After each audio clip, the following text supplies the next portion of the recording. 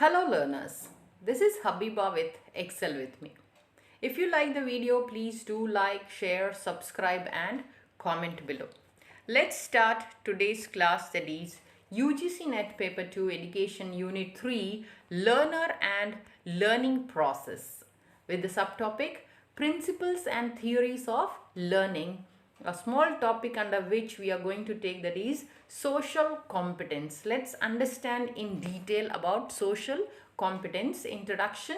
Social competence is the foundation upon which expectations for future interaction with others is built and upon which individuals develop perceptions of their own behavior. Obviously, when somebody wants to achieve some goals or achieve some aims, that person should interact with others so that the competence will come out and they will excel.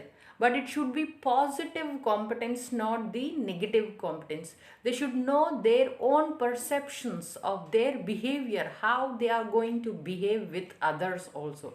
Now, social competence frequently encompasses social skills, social communication and interpersonal communication. So obviously, whatever social skills are, if any individual is having social skills, then only they can enhance their performance, enhance their abilities. Social skills are very important. Then social communication, that is having the best rapport with others, communication skills with others in the society. And also interpersonal communication, that is communication between somebody else, not in inter, both are different. Inter means with somebody else, intra means within ourselves, talking about ourselves, inner voice, that is intrapersonal, that is critical reviewing ourselves. Interpersonal means having communication with somebody else. Now, competence is directly connected to social behavior, as specifically social motives and social abilities, skills, habits and knowledge together contribute to the development of a person's behavior and as a result may show itself as a competence. Now, what is competence here? It is a direct connection in society about the behavior. Specific motives are there, social motives. That means how we are going to compete with somebody else with social motives and social abilities, some skills and habits and knowledge. For example, if we can take sports, some person wants to achieve or excel in their particular sports, then they have to compete with others for their development. They have to contribute their abilities, their knowledge or maybe their motor skills to develop themselves. That person's behavior is main result can be seen in any competence. Now let's understand the meaning together, social and competence. Social means relating to society. Competence means the ability to do something successfully or efficiently. That means the ability to do something in the society. That is social competence. The person should have the ability to achieve something successfully in the society. That is competing with somebody else. That is social competence. Now, what is the definition of social competence? Social competence is the condition of possessing the social, emotional and intellectual skills and behaviors needed to succeed as a member of society. Yes. What is social competence? That person should possess the ability socially. That means having proper interaction in the society, emotional, the feelings of that person towards that interaction, and the intellectual skills, that knowledge of those things which they are going to compete, that is very important. And the behavior, that is proper behavior, sportive behavior should be there to succeed in as a member of society. Then social competence can be defined as the social connections allude to the associations that exist between individuals who have repeating cooperation that are seen by the members to have individual importance. In schools also we see the children want to compete with their peers to excel in their academics, and also they have to have some connections and associations between the individuals. Then repeated cooperation should be there to see some uh, successful achievement of that particular issue, or we can say the activity probably. Now, contributing factors. What are the contributing factors for the social competence? Let's see. Number one is temperament. That is a construct that describes a person's biological response to the environment. That means whatever response we are giving in as a member of society biologically, that is as human beings.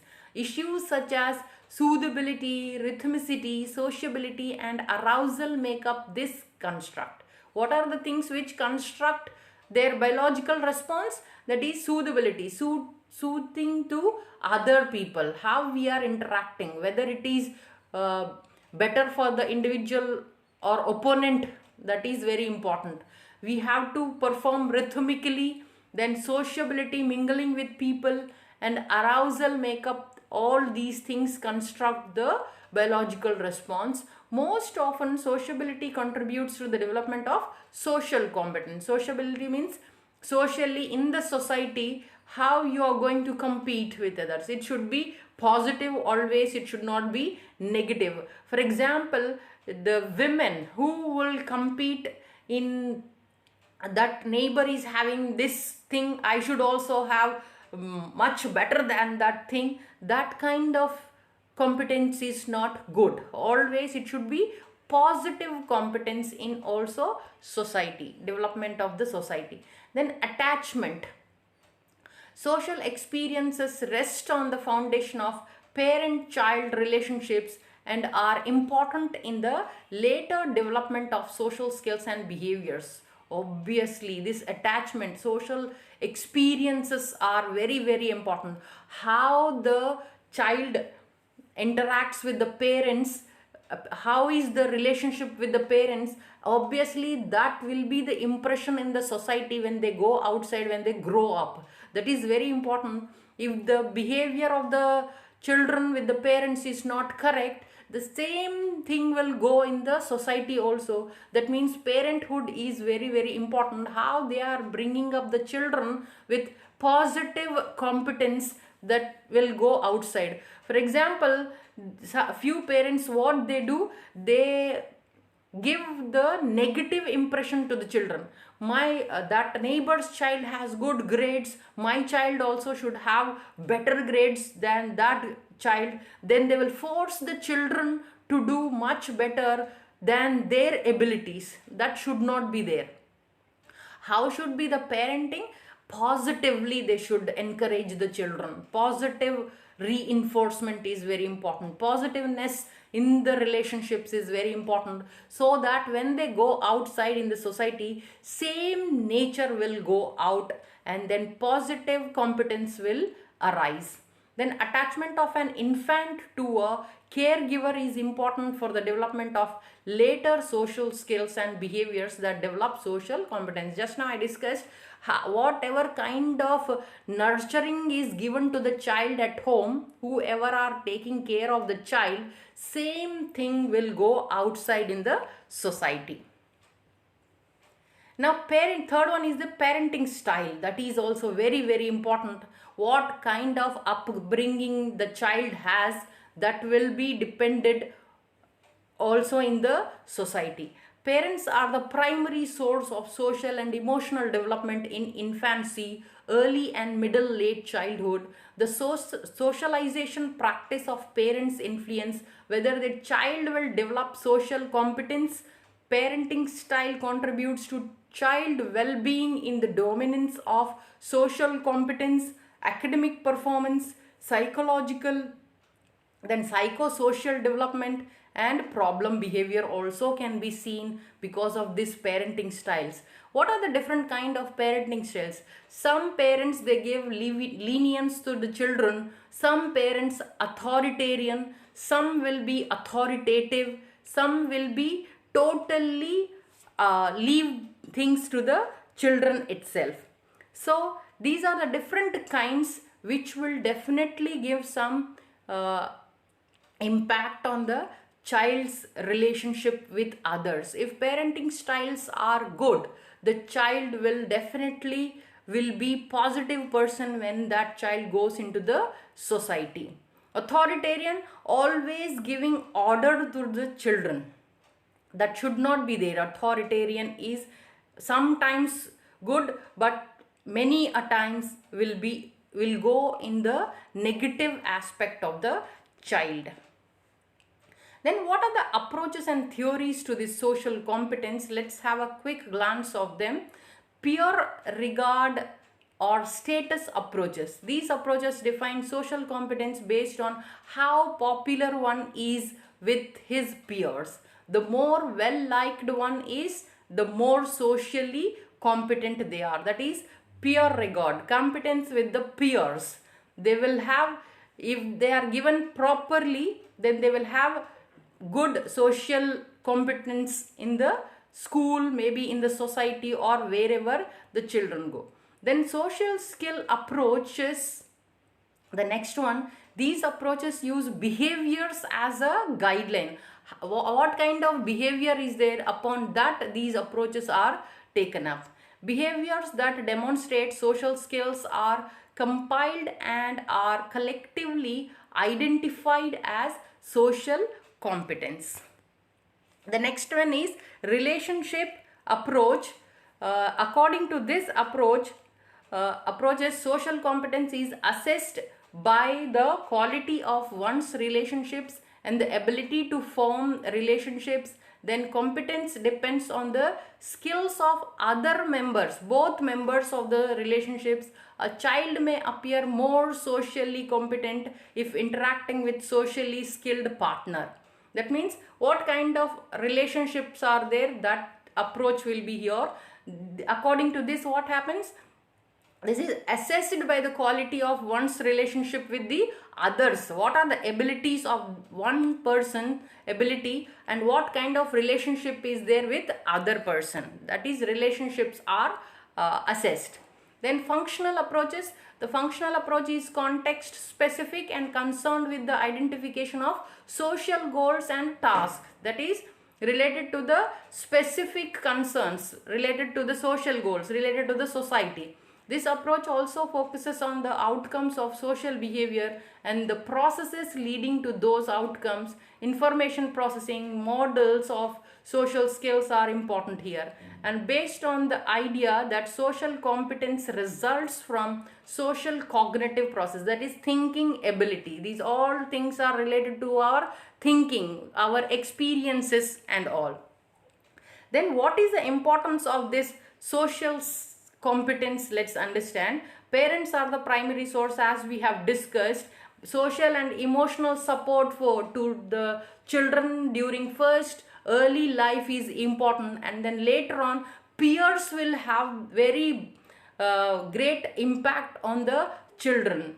Then the significant role in child social emotional development happens when they interact with the peers. Increasingly with the age, peers rather than parents become preferred companions, providing important source of entertainment and support. Obviously, at one stage parents, at another stage the peers will take up, and sometimes both the peers and parents will take up the role of giving entertainment and support to the children.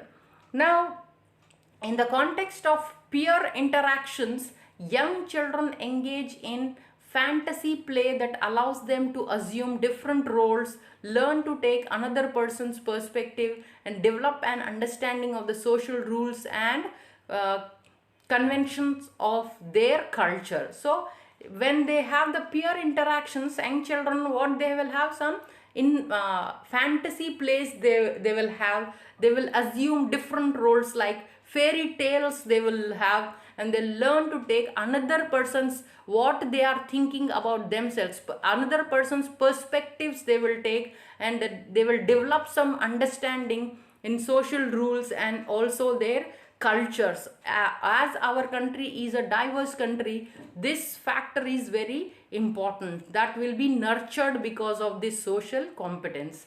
In addition, relationships with peers typically involve more give and take than relationship with adults, and thus provide an opportunity for the development of social competencies such as cooperation and negotiation.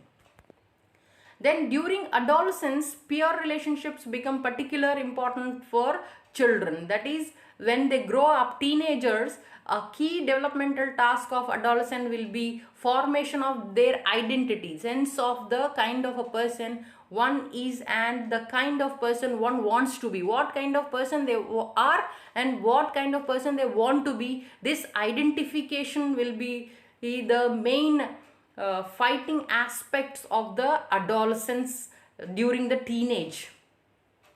Adolescents try on different social roles as they interact with peers, and peers serve as a social stepping stone as adolescents move away from their emotional dependence upon their parents and toward autonomous functioning as an adult. So what happens during teenage? Whatever the parents were saying in the childhood, now they will, peers will take up that role. If their peer group is good, the children definitely will excel in a positive manner. If the childhood goes into a wrong adolescence, that will be lead to depression or stress. In many ways, childhood peer relations serve as training grounds for future interpersonal relations, providing children with opportunities to learn about reciprocity and intimacy. These skills are associated with effective interpersonal relations in adult life, including relations with co-workers and with partners also. So let's conclude this topic. Social competence consists of social, emotional, cognitive and behavioral skills needed for successful social adaptation. Then social competence also reflects having an ability to take another's perspective concerning a situation, learn from past experiences and apply that learning to the changes in social interactions. So we come to the end of this session. If you like the video, please do like, share, subscribe and comment below. Thanks for your attention and time. Happy learning.